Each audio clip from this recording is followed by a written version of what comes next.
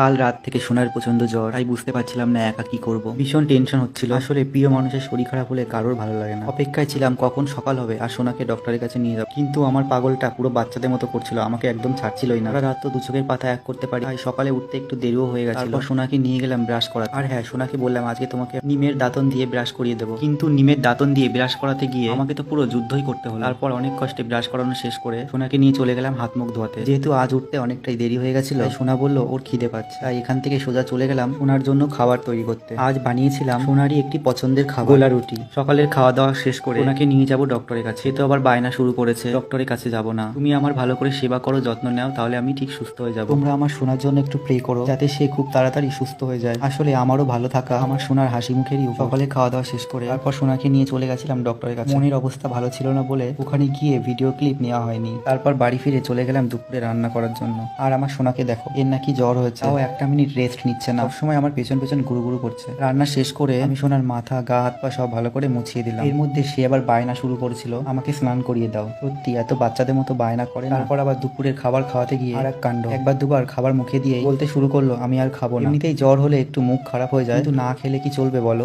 এত পাগলামো করলে কি হয়। তারপর আবার ওষুধটাও ঠিক মতো খেতে চায় না। ভগবানের কাছে প্রে করছি আমার সোনা যেন তাড়াতাড়ি সুস্থ হয়ে যায়। अभी मैं गाली नहीं दे सकता। नहीं गाली नहीं देना। अब फैमिली फैमिली देखती है, वरना मैं ऐसे ऐसी गाली दूं, ऐसे ऐसे गाली दूं ना, जिंदगी भर याद रखें ये बड़े भाई।